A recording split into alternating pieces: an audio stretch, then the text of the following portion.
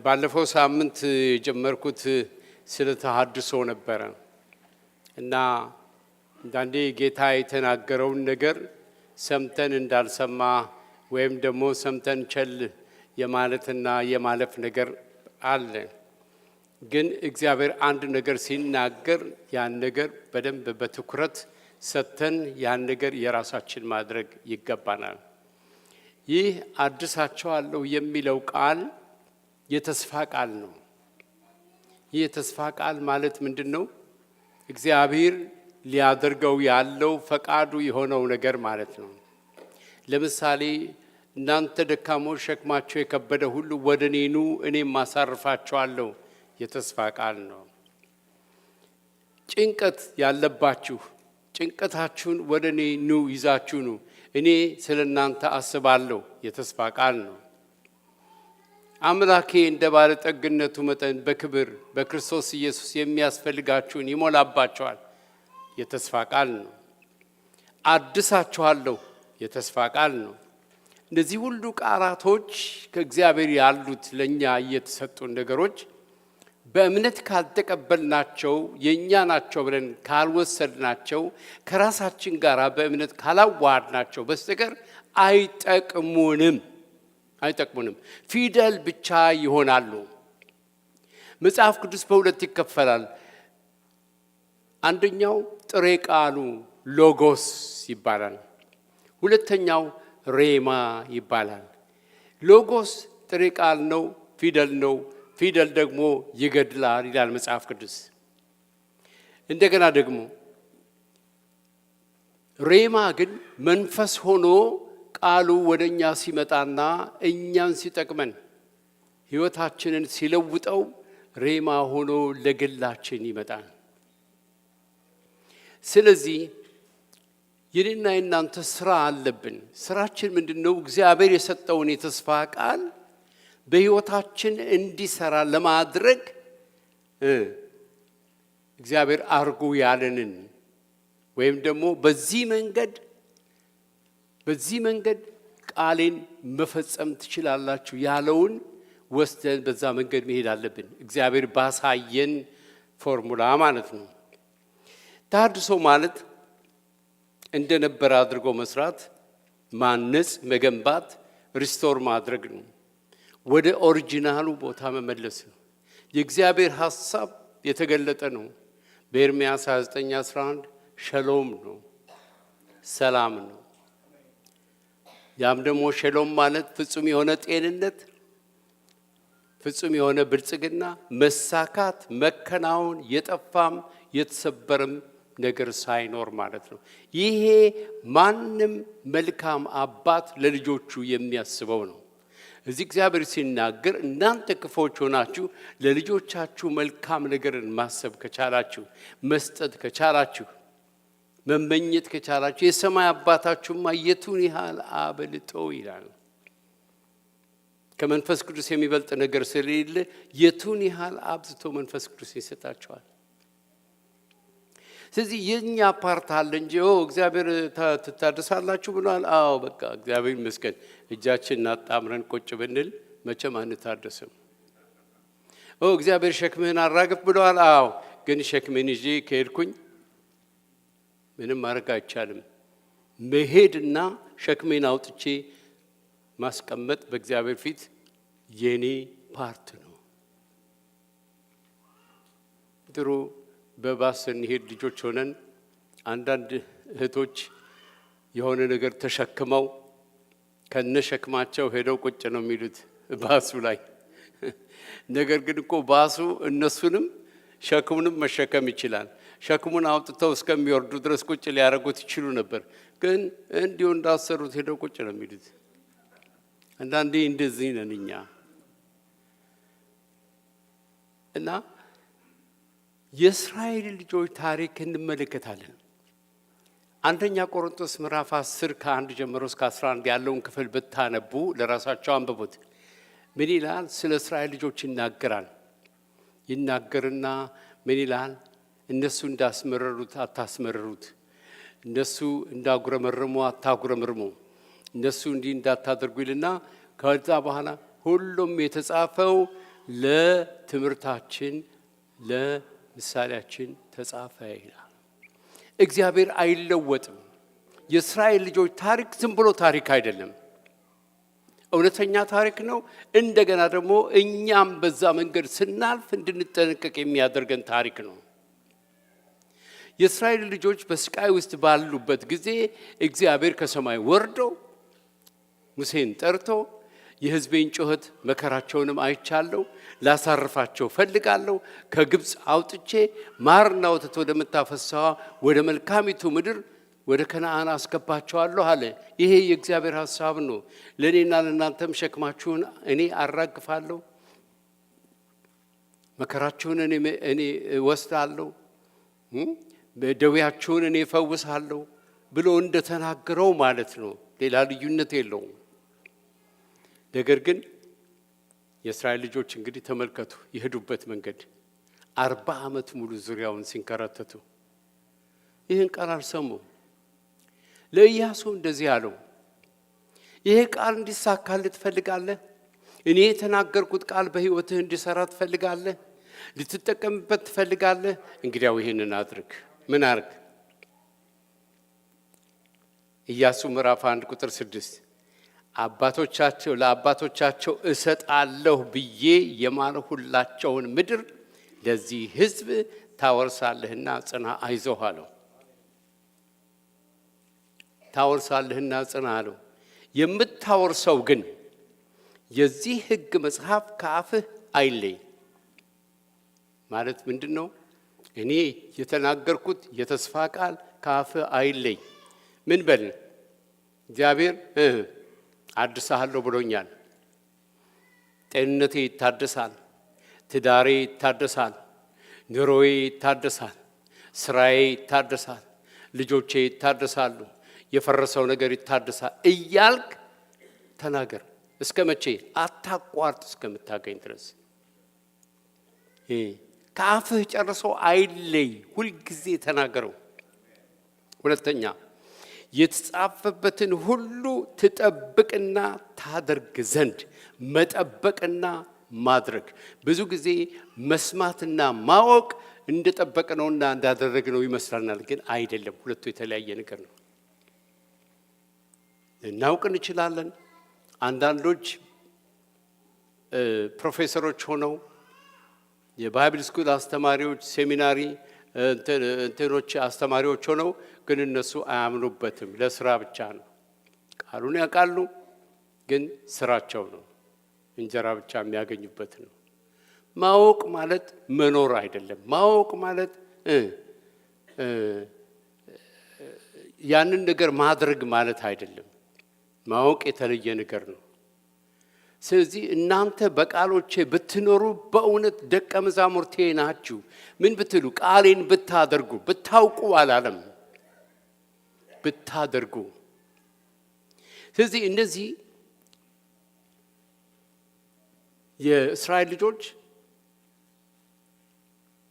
የሄዱበትን መንገድ ስትመለከቱ እንዴት አይነት ጠማማ የሆነ ሐሳብ ያላቸው፣ የእግዚአብሔርን ሐሳብ ያልተቀበሉ፣ የተገባላቸውን ቃል ያላወቁ ሰዎች ናቸው።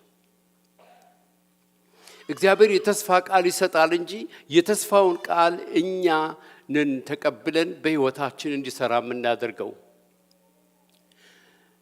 እምነት ያስፈልገናል።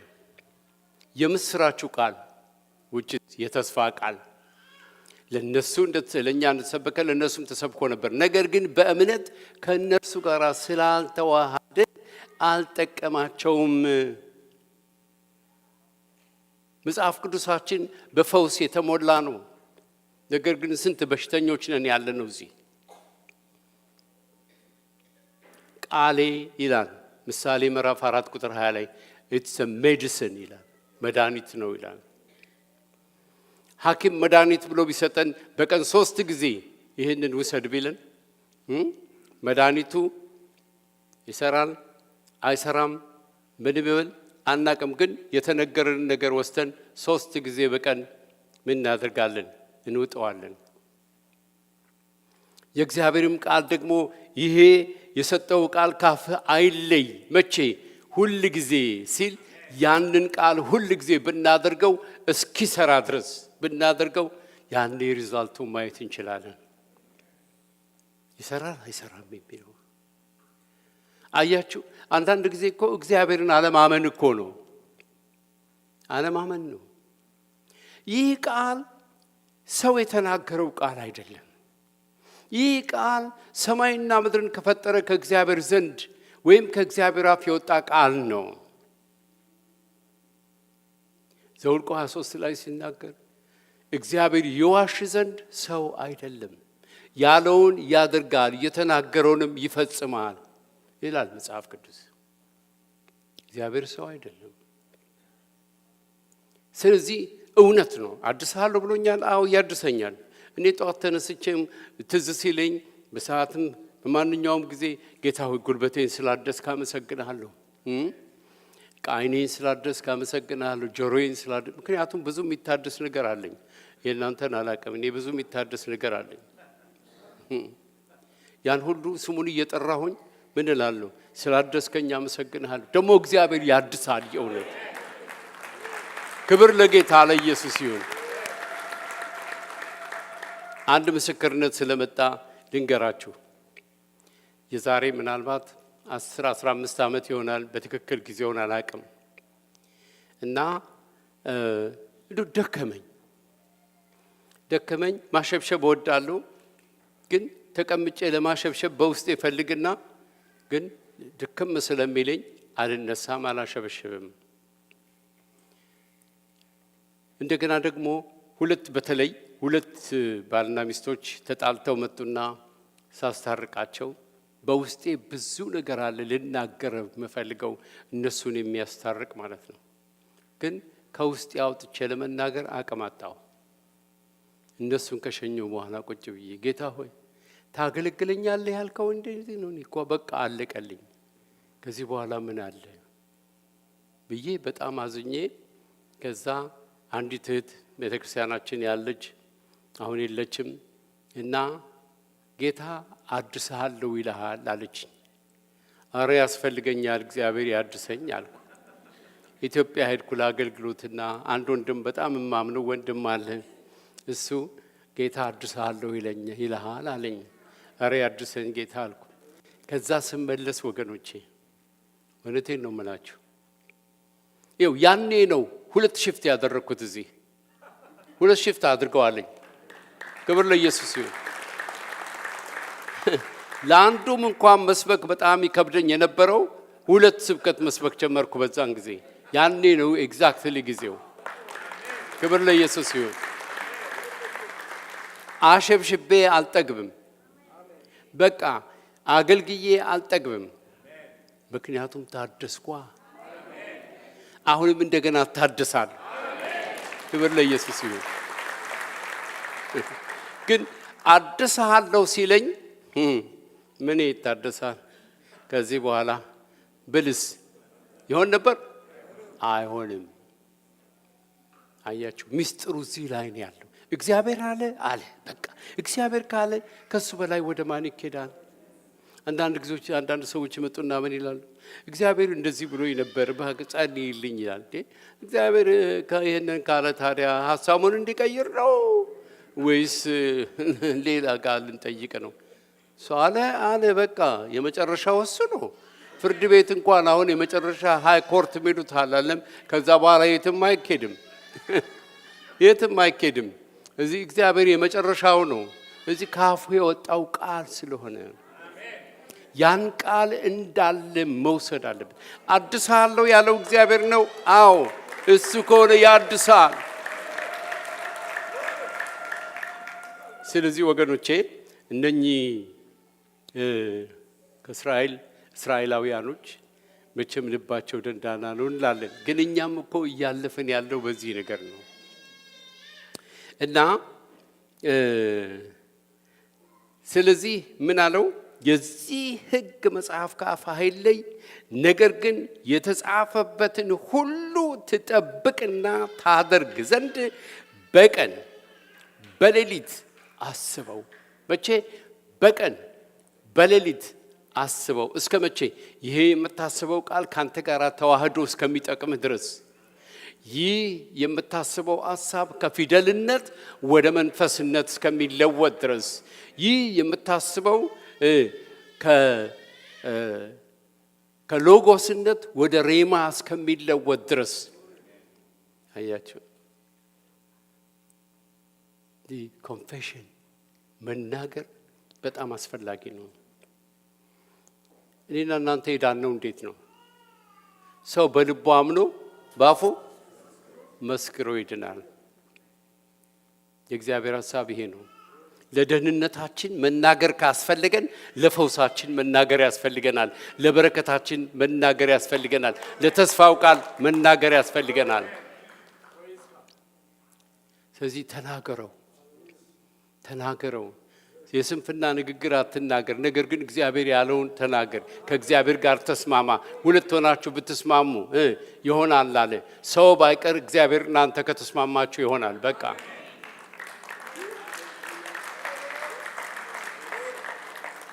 ስለዚህ በቀንና በሌሊት አስበው፣ የዛን ጊዜም መንገድህ ይቃናልሃል ይከናወንልህማል። በምትሄድበትም ሁሉ አምላክ እግዚአብሔር ካንተ ጋር ነውና ጽና፣ አይዞ አትፍራ። ሃሌሉያ አሜን። እግዚአብሔር ከማን ጋር ነው? መቼ? ቃሉን ስታሰላስል፣ ቃሉን ስትናገር እግዚአብሔር ካንተ ጋር ነው። ምክንያቱም የእግዚአብሔር ቃል ማለት እግዚአብሔር ራሱ ነው። በመጀመሪያ ቃል ነበረ፣ ቃልም በእግዚአብሔር ዘንድ ነበረ፣ ቃልም ማን ነበረ? እግዚአብሔር ነው። ስለዚህ ውስጤ ያለው ቃል ከሆነ ውስጤ ያለው እግዚአብሔር ነው። በቃል ከተሞላው በእግዚአብሔር ተሞልቻለሁ ማለት ነው። ከዛም እንደዚህ አለ። እነዚህ የእስራኤል ሰዎች 12 ሰዎች ከየነገዱ ምረጥና ላካቸው እንድሰጣቸው ያለችውን ምድር እውነትም ማርና ወተት ታፈስ እንደሆነ ሄደው ይሙ አለ። ሄደው ሰልለው ሲመጡ ምን አሉት? ያሳየህን ምድር በእውነትም ማርና ወተት የምታፈስ ናት፣ ይኸውና ፍሬዋን ይዘን መተናል። ነገር ግን አሉ። ማን ጠይቃቸው? ነገር ግን ሰዎቹ ትልልቆች ናቸው። ምድሪቷ የተቀጠረች ምድር ናት። የኤፍሬምም ልጆች ሰዎች አየን፣ እኛ በእነሱ ፊት እንዳንበጣ ነበርን፣ እነሱም እኛን ሲያዩ አንበጣ መሰልናቸው። ሰይጣን የሚያያችሁ እናንተ ራሳችሁን ልክ እንደምታዩት አድርጎ ነው። ብርቱ ነኝ ካላችሁ ሰይጣን ብርቱ ነው ብሎ ነው የሚያያችሁ። እኔ ደካማ ነኝ ካላችሁ ደካማ ነው። ለዚህ ነው እኮ ማንም እኔ ደካማ ነኝ አይበል ይላል መጽሐፍ ቅዱስ። አይበል። ለምን? እንደሱ ስንል ሰይጣን ጆሮ ውስጥ ይገባል። ጆሮ ደግሞ ከሰማ እግዚአብሔርም ሲሰማ ሰይጣንም ሲሰማ የሚያደርጉት ነገር አለ። የተናገርነውን ነገር ያደርጋሉ። እና ስለዚህ እኛም በዓይናቸው ግምት እንደ አንበጦች ነበርን፣ ደግሞም እኛ በዓይናቸው ዘንድ እንዲሁ ነበርን አለ። በኃይል ከኛ ይበረታሉ፣ በዚህ ሕዝብ ላይ መውጣት አንችልም አሉ። በዚህ ጊዜ ዘኍልቍ 14 ላይ ማህበሩ ሁሉ ድምፃቸውን አንስተው ጮሁ፣ ሕዝቡም በዚያን ሌሊት አለቀሱ ይላል። በቃ አለቀሱ። በእግዚአብሔር አልተማመኑም። እግዚአብሔር ሊያድንን አይችልም አሉ። አንዳንዴ እኮ እንደዛ ነው እኮ የምናደርገው። እግዚአብሔር የሚለውን ነገር ስንተው ወይም ስንረሳ ወይም እያየን እየተነገረን ስንል ምንድነው? አይ አይሰራም ማለታችን ነው። ይሄ ደግሞ ንቀት ነው ይላል እግዚአብሔር ሲናገር። እና የእስራኤል ልጆችም ሁሉ በሙሴና በአሮን ላይ አጉረመረሙ። ማህበሩም ሁሉ በግብፅ ምድር ሳለን ምነው በሞትን ኖሮ፣ ወይም በዚህ ምድረ በዳ ምነው በሞትን ኖሮ፣ እግዚአብሔርም በሰይፍ እንሞት ዘንድ በዚች ምድር ለምን ያገባናል? ሴቶቻችንና ልጆቻችን ምርኮ ይሆናሉ፣ ወደ ግብፅ መመለስ አይሻለምን? ብለው እርስ በርሳቸው ኑ አለቃ እንሹም፣ ወደ ግብፅ እንመለስ። ከመጀመሪያውንም ከግብጽ ሲወጡ እነሱ ከግብጽ ወጡ እንጂ ግብጽ ከነሱ ውስጥ አልወጣችም። በግብጽ ውስጥ ነው ያሉት። አሁንም ዛሬ በእግዚአብሔር ቤት ውስጥ ተቀምጠው ዓለምን የሚመለከቱ ብዙ ክርስቲያኖች አሉ። እንደውም አንዳንዶቹ እንደ ጀብዶ በዓለም እያለን እንደዚህ እናደርግ ነበር፣ በዓለም እንደዚህ እናደርግ ነበር። አንድ ነገር ትተው እንደመጡ ነው የሚቆጥሩት። ለእግዚአብሔር ውለታ እንዳደረጉ ነው የሚቆጥሩት። አልወጣም ከውስጣቸው። አያችሁ፣ መቀደስ ማለት መለየት ማለት ነው። የምንለየው ደግሞ ከዓለም ነው። የምንለየው ከሰይጣን ነው። የምንለየው ታውቃላችሁ፣ እግዚአብሔር ከማይወደው ነገር ነው። ስለዚህ እነዚህ ሰዎች አልተቀደሱም፣ ከግብጽ አልተለዩም። ስለዚህ ሁልጊዜ የግብጽ ሽንኩርት ይላሉ። ግብጽ በነበርን ጊዜ እንደዚህ ነበር ይላሉ። እንዲያውም ጠቅላላውን መጨረሻ ላይ በሉን ነው አለቃ እናርግና ተመልሰን እንሂድ። ወደ ባርነት እኮ ነው፣ ባርነት። አይገርም? ሰው እንዴት ባርነት ይመርጣል? እዛ ምን ያድርጉላቸዋል? ጭቃ ሲያዝረግጧቸው፣ ሲገሏቸው ልጆቻቸውን ከስር እየወሰዱ ባህሩ ሲጥሉ የነበሩ ናቸው።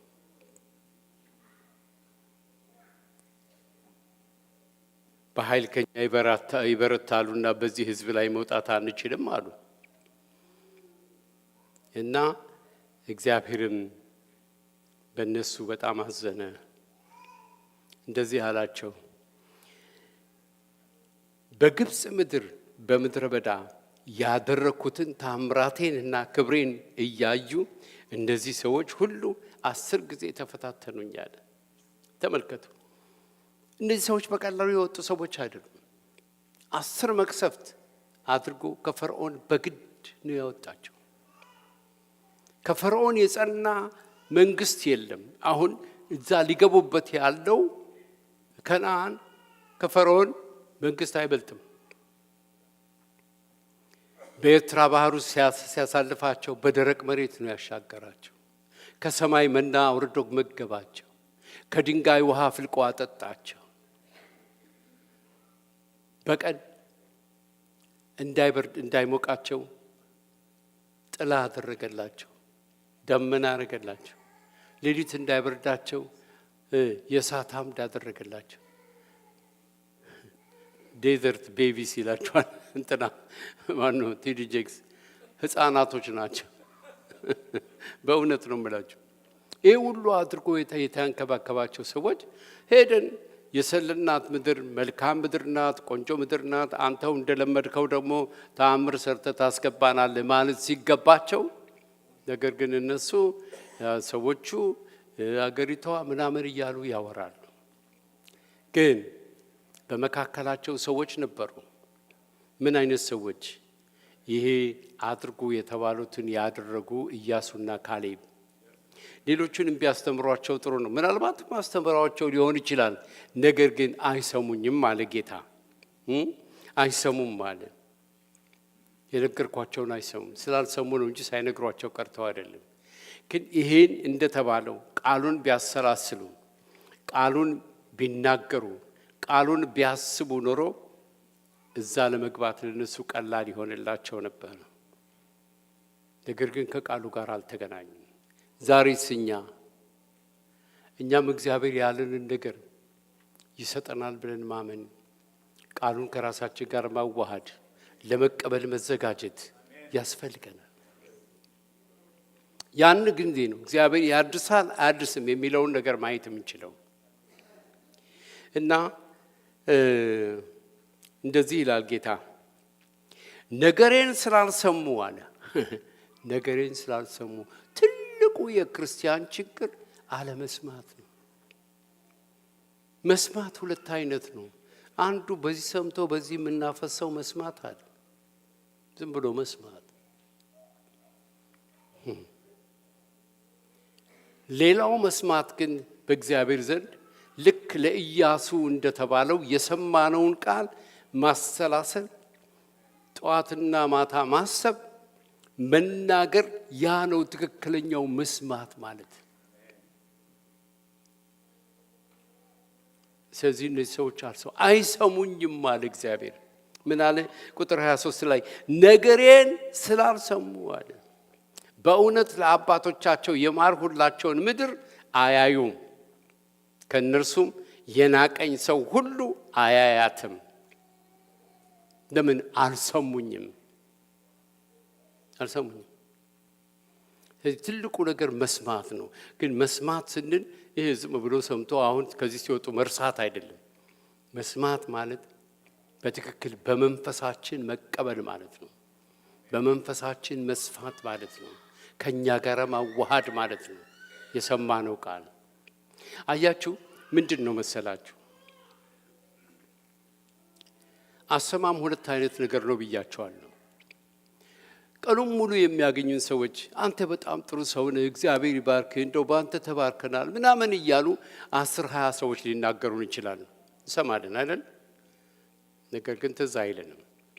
አንዱ ግን ከመካከላቸው አንተ እንደዚህ ያደረከኝ እንዲህ አይነት ሰው አንተ ምናምን ብሎ በቃ ቢሰድበን እንደው ከፍ ዝቅ ቢያደርገን የሰዎችን ሁሉ ነገር አልሰማንም፣ ኢየሱስ ሰምተናል። ግን ስለሰማን ምን እናደርጋለን?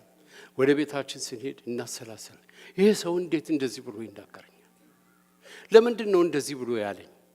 ምን ሆኜ ነው ለመሆኑ እንደዚህ ሆነ? ምን አይነት ሰው? ሌሊትም ስንተኛ እሱ ነው፣ ጠዋትም ስንነሳ እሱ፣ ወደ ሻወርም ስንሄድ እሱ ነው። ይሄ ነገር ይጠፋል ከህይወታችን። እንደዚህ ነው እኮ የወጋ ቢረሳ የተወጋ። ለዚህ ነው መስማት ማለት ይሄ ነው። ከውስጣችን አይጠፋም፣ በፍጹም አይጠፋም። ስለዚህ እነዚህ አይሰሙኝም ማለት ጌታ ምን አለ? አይሰሙኝ። የእስራኤል ሰው እነዚህ ከግብፅ ያወጣቸው ሰዎች አይሰሙኝም ማለት። ስለዚህ ነገሬን ስላልሰሙ ነው። ስለዚህ በምድረ በዳ ወድቀው የቀሩት ነገሬን ስላልሰሙ የተስፋ ቃል አይቀበሉም። ነገሬን አይታደሱም።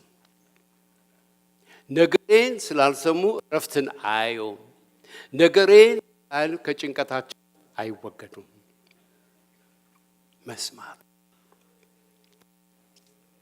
ከዛም በኋላ ምን ይላል? ማጉረምረማቸውን ሰማሁ፣ በጆሮዬ እንደተናገሩ እንዲሁ አደርግባቸዋለሁ። በምድረ በዳ ሞተው ይቀራሉ። ካፋችን የሚወጣ ቃል ትልቅ ኃይል አለው። ጥሩ ይሁን መጥፎ እኛ የምንናገረው ቃል ኃይል አለው። ሞትና ሕይወት በምላስ እጅ ነው ያለው። እነኚህ ሰዎች የሆኑት ምንድነው? በተናገሩት ቃል መልሰው ተጠመዱ። በአፍህ ቃል ተያዝክ፣ በአፍህም ቃል ተጠመድክ ይላል። በተናገርከው ቃል ተጠመድክ። አንተ ስትናገር እግዚአብሔር ሰማ ማጉረምረምህን። ስለዚህ እምነት ማለት ሰው በልቡ አምኖ ባፉ መናገር ነው። ስለዚህ በእግዚአብሔር አይረዳንም ብለው በልባቸው አመኑ፣ ባፋቸውም ተናገሩ። አመኑ፣ እንዳመኑ በምድረ በዳ ወድቀው ቀሩ።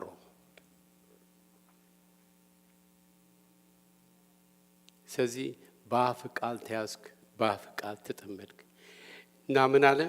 እንዲሁ በጆሮዬ እንደተናገራችሁት እንዲሁ አደርጋለሁ። በምድረ በዳ ወድቃችሁ ትቀራላችሁ፣ ያችን የተስፋይቱን ምድር አታዩዋትም ብሎ ደመደመ። ነገር ግን ኢያሱና ካሌብ እኔን ፈጽመው ተከተሉኝ። አያችሁ፣ ሌላ መንፈስ አላቸው አለ እነሱ። የእምነት መንፈስ የሚባል አለ። መጽሐፍ ቅዱሳችሁ ውስጥ አንብቡት። የእምነት መንፈስ የተጋባባቸው ናቸው አለ። እኔ ያልኩትን አምነዋል። ስለዚህ እነሱ ይገባሉ፣ ዘሮቻቸውም ይወርሳሉ። እዚህ ግን ያላመኑኝ አይወርሷትም፣ የናቁኝ አይገቡባትም። እግዚአብሔር አንድን ሰው እኮ ሲናገር ቃሉን ሰምታችሁ ካልተቀበላችሁት ናቃችሁት።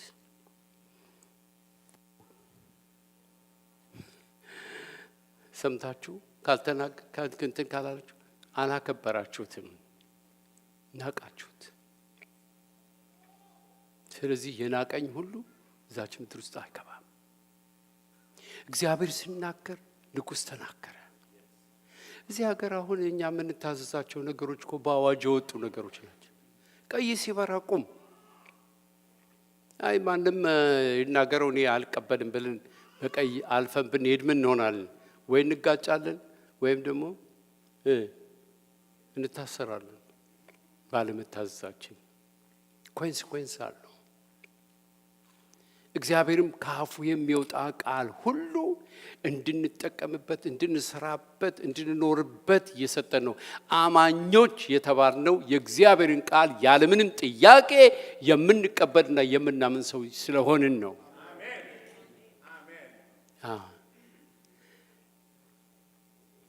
በመገረፉ ቁስል ተፈወሳችሁ ሲል ምን ማለት ነው? እንደ እግዚአብሔር ሐሳብ በእግዚአብሔር ሕግ በእግዚአብሔር አፍ እኔና እናንተ ፈውሳችን ያገኘነው የዛሬ 2000 ዓመት ጌታ ኢየሱስ ክርስቶስ በተገረፈ ጊዜ ነው። በእውነት ኃጢአታችንን ተሸከመ፣ በደላችንንም አስወገደ ይላል አይደለም እንዴ? ኃጢአታችንን ተሸከመ ሲል እሱ የተሸከመው እኛ እንዳንሸከም ነው። ስለዚህ አንዳንዴ ኃጢአት ይቅር ተብሎልሃል የሚባለው ነገር ይቀልናል። ትፈወሳለህ ከምንባል ፈውስም እኮ ልክ እንደዛው ነው።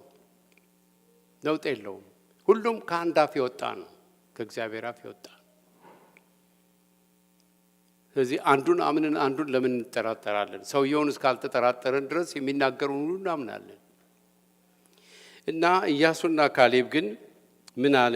ኢያሱ በዘኍልቍ 13:30 ላይ ካሌብም ሕዝቡን በሙሴ ፊት ዝም ማሰኘና ማሸነፍ እንችላለንና እንውጣ እንውረሳት አለ። ተመልከቱ ልዩነታቸው። እነዛ ግን በኃይል ከኛ ይበረታሉና ልንወጣ ልንወርስ አንችልም አሉ። እሱ ደግሞ ምን አለ? ምድርን ከሰለሉት ጋራ የነበሩት የነዌ ልጅ ኢያሱና የዮፎኔ ልጅ ካሌብ ልብሳቸውን ቀደዱ። ለእስራኤልም ልጆች ማህበር ሁሉ ዞረን የሰለልናት ምድር እጅግ መልካም ናት፣ እግዚአብሔርም ስለሚወደን ወተትና ማር ወደምታፈሰው ወደዚች ምድር ያገባናል፣ እርሷም ይሰጠናል አሉ። እይታቸውን ተመልከቱ፣ እንደ እግዚአብሔር እይታ።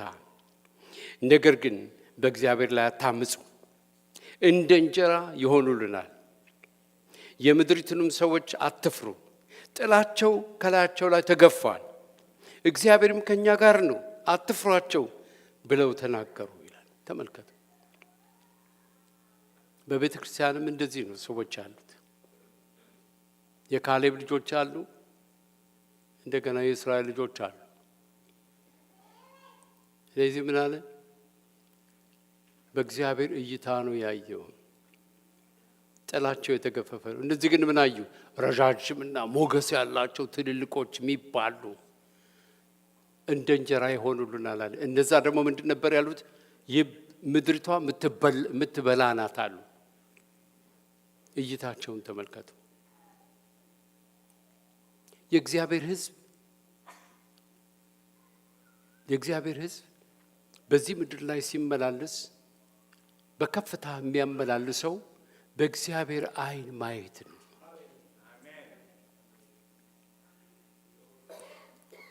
በእግዚአብሔር ዓይን ማየት ነው።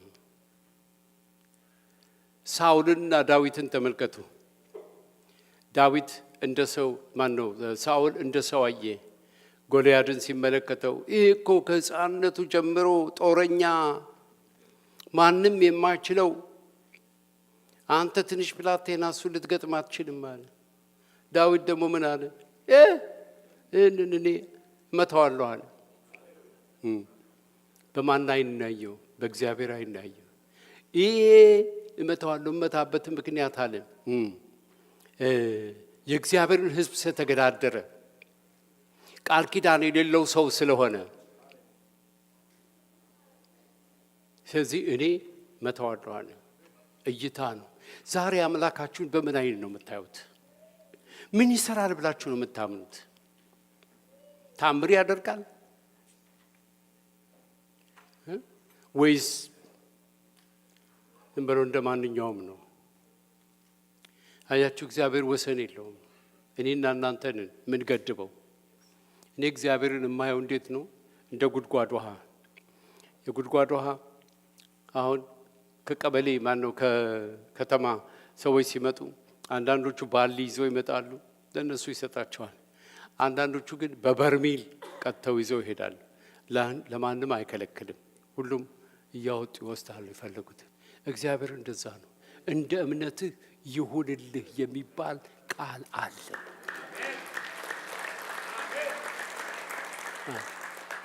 ምንድነው ለእግዚአብሔር ያለን እምነት?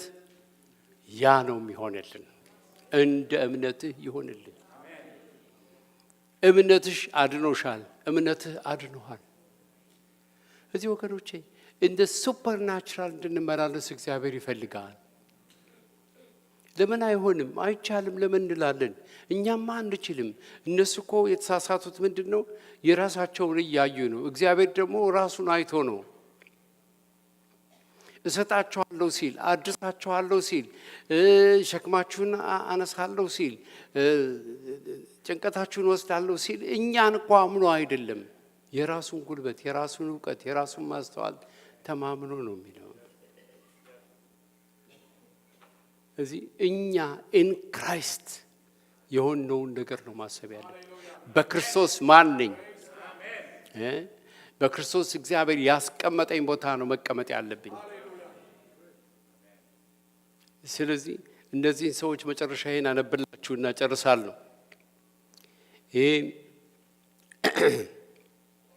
ዕብራውያን 3:13 ላይ ነገር ግን ከእናንተ ማንም በኃጢአት መታለል እልከኛ እንዳይሆን ዛሬ ተብሎ ሲጠራ ሳለ በእያንዳንዱ ቀን እርስ በርሳችሁ ተመካከሩ ይልና የመጀመሪያ እምነታችንን እስከ መጨረሻ አጽንተን ብንጠብቅ የክርስቶስ ተካፋዮች ሆነናል። አያችሁ፣ አንድ ቃል አለ፣ እስከ መጨረሻ የሚጸና ይድናል። እስከ መጨረሻ። ዛሬ ድምፁን ብትሰሙ በማስመረር እንደሆነ ልባችሁን እልከኛ አታድርጉ። ሰምተው ያስመረሩት እነማን ነበሩ? በሙሴ ተመርተው ከግብፅ የወጡ ሁሉ አይደሉምን? 40 ዓመትም የተቆጣቸው እነማን ነበሩ? ሬሳቸው በምድረ በዳ የወደቁ ኃጢአትን ያደረጉት እነርሱ አይደሉምን? ካልታዘዙትም በቀር ወደ እረፍቱ እንዳይገቡ የማለባቸው እነማን ነበሩ? እያለ ይናገራል። ስለዚህ ወገኖቼ የእግዚአብሔርን ቃል እንዳለ እንውሰድ። ይሄ ሁሉ ያልኩት ለአንድ ነገር ነው። ምንድነው? እግዚአብሔር የገባው የሰጠን የተስፋ ቃል የሚሰራ ስለሆነ በሱ ነገር ላይ ጥርጥር እንዳይገባ እንነጋገር። ማለት ቃሉን እናሰላስል፣ ቃሉን እንናገር፣ ቃሉን እናስበው፣ እናሰላስለው። እሱ ብቻ ይሁን ጉዳያችን። በውስጣችን በእምነት ይዋሃድ። የዛን ጊዜ የምንፈልገው ነገር ሁሉ ይሆንልናል። አሜን። ቃሌ በውስጣችሁ ቢኖር የምትወዱትን ነገር ለምኑ ይሆንላችሁማል ያለው ምንድነው? ቃሌ በውስጣችሁ ካለ እናንተ እንደኔ ነው የምታስቡት። እንደገና ደግሞ ሐሳቤን ደግሞ እኔ አደርጋለሁ። አንዳች እንደ ፈቃዱ ብንለምን ይሰማናል። ውስጣችን በቃል ከተሞላ ከፈቃዱ ውጪ ምንም ነገር አንፈልግም፣ አናረግም። ስለዚህ ወገኖቼ ባጭሩ እግዚአብሔር ያድሰናል። ስለዚህ እንደሚያድሰን እንመን፣ ቃሉን እንያዝ፣ በቃሉ ላይ እንቆም፣ በእምነት እንቀበል። የኛ ይሆናል። ክብር ለጌታ ለኢየሱስ ይሁን። በጸሎት ላይ እንዳለን አንድ ጥያቄ ጠይቃለሁ። ምናልባት ለመጀመሪያ ጊዜ የመጣ ሰው ወይም ሕይወቱን ለመስጠት የሚፈልግ ለጌታ ካለ እጁን ያሳየኝና ባለበት ስፍራ ጸልይለታለሁ። እኔ ሕይወቴን ለክርስቶስ መስጠት ፈልጋለሁ የሚል ሰው አለ? እጁን ያሳየኝ። እሺ፣ ሁላችንም እንቆማለን።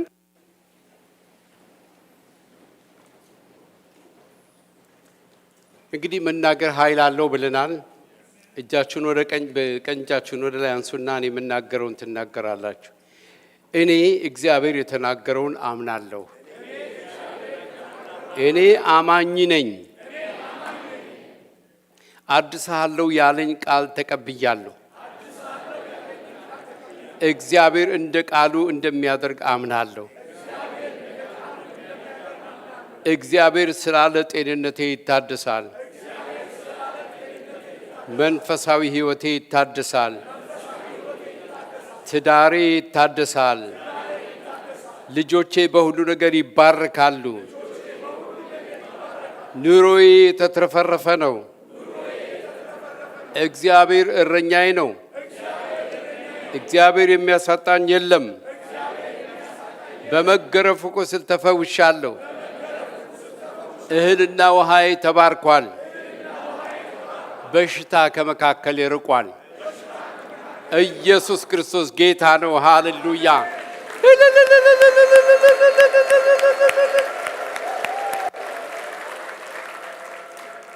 እግዚአብሔር ይባርካችሁ፣ ይጠብቃችሁ።